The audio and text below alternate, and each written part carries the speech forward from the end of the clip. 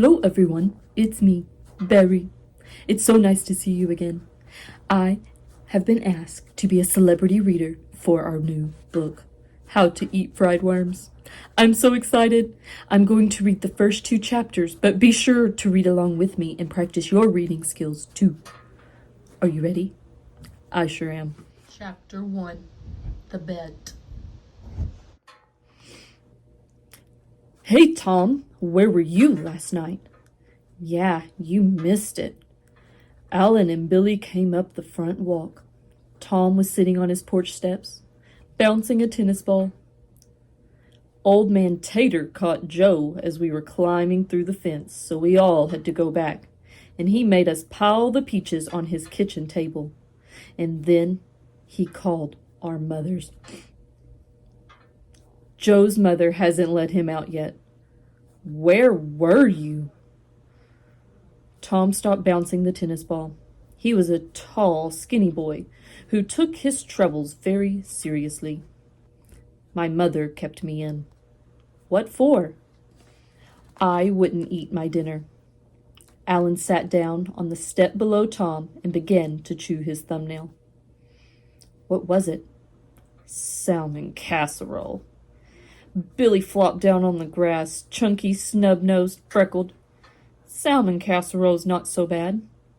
Wouldn't she let you just eat 2 bites? Asked Alan. Sometimes my mother says, well, all right, if I'll just eat 2 bites. I wouldn't even eat 1.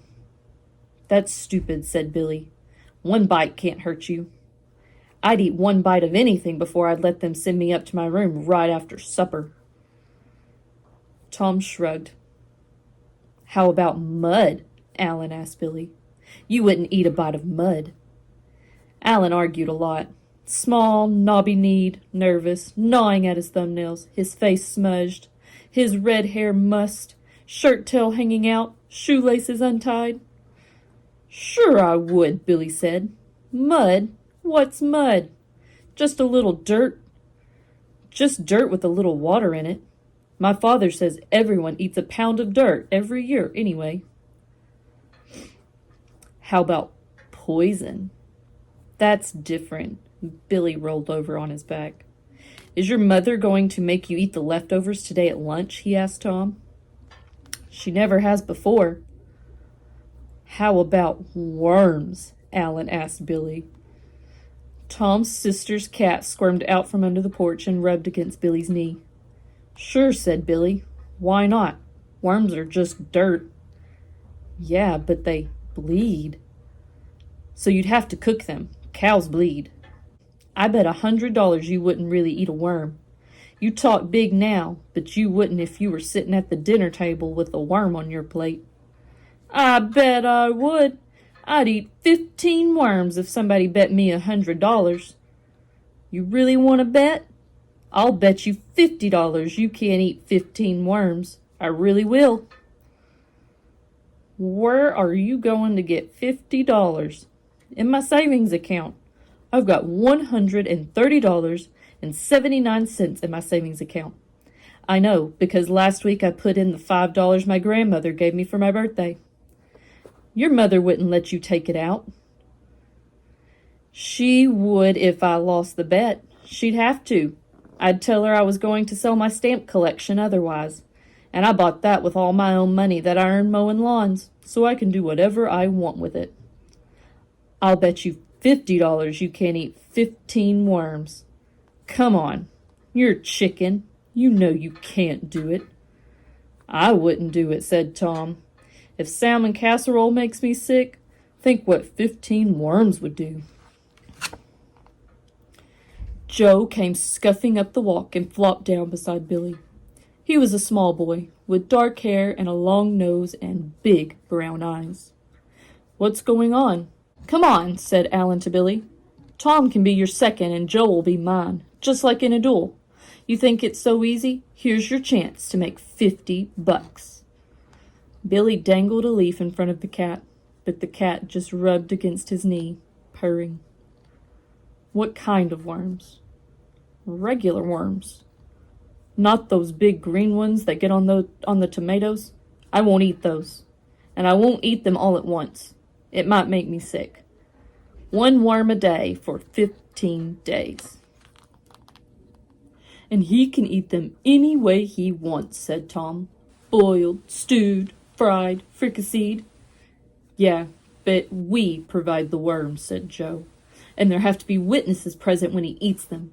Either me or Alan or somebody we can trust. Not just you and Billy. Okay, Alan said to Billy. Billy scratched the cat ears. $50. That was a lot of money. How bad could a worm taste? He'd eaten fried liver, salmon loaf, mushrooms, tongue, pig's feet. Other kids' parents were always nagging them to eat. His had begun to worry about how much he ate. Not that he was fat. He just hadn't worked off all his winter blubber yet. He slid his hand into his shirt and furtively squeezed the side of his stomach. Worms were just dirt. Dirt wasn't fattening. If he won $50, he could buy that mini bike George Cunningham's brother had promised to sell him in September before he went away to college. Heck, he could gag anything down for $50, couldn't he? He looked up. I can use ketchup or mustard or anything like that? As much as I want? Alan nodded. Okay. Billy stood up. Okay. Chapter 2. Digging. No, said Tom. That's not fair. He and Alan and Joe were wandering around behind the barns at Billy's house, arguing over where to dig the first worm. What d'you mean it's not fair, said Joe. Nobody said anything about where the worms were supposed to come from. We can get them from anywhere we want. Not from a manure pile, said Tom. That's not fair. Even if we didn't make a rule about something, you'll have to be fair. What difference does it make where the worm comes from, said Alan. A worm's a worm. There's nothing wrong with manure, said Joe. It comes from cows just like milk. Joe was sly, devious, a schemer. The manure pile had been his idea. You and Billy have got to be fair too, said Alan to Tom. Besides, we'll dig in the old part of the pile where it doesn't smell much anymore. Come on, said Tom, starting off across the field, dragging his shovel. If it was fair, you wouldn't be so anxious about it. Would you eat a worm from a manure pile? Joe and Alan ran to catch up. I wouldn't eat a worm, period, said Joe. So you can't go by that. Yeah, but if your mother told you to go out and pick some daisies for the supper table, would you pick the daisies off a manure pile? My mother wouldn't ask me. She'd ask my sister. You know what I mean. Alan and Tom and Joe leaned on their shovels under a tree in the apple orchard, watching the worms they had dug squirming on a flat rock. Not him, said Tom, pointing to a night crawler. Why not? Look at him. He'd choke a dog. Geez, Alan exploded. You expect us to pick one Billy can just gulp down like an ant or a nit? Gulping's not eating, said Joe. The worm has got to be big enough so Billy has to cut it into bites and eat it with the fork, off a plate. It's this one or nothing, said Alan, picking up the nightcrawler. Tom considered the matter. It would be more fun watching Billy trying to eat the nightcrawler. He grinned. Boy, it was huge, a regular python. Wait till Billy saw it. We let you choose where to dig, said Alan. After all, thought Tom, Billy couldn't expect to win $50 by just gulping down a few measly baby worms. All right, come on.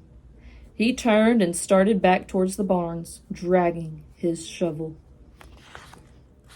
Oh my goodness. I can't believe he's really going to eat these worms. I bet he backs out. But I don't know. I'd like to win $50 if I were him. I'm glad it's not me. I hope you enjoy this reading. Keep reading with us every day. I'll see you next time. Bye.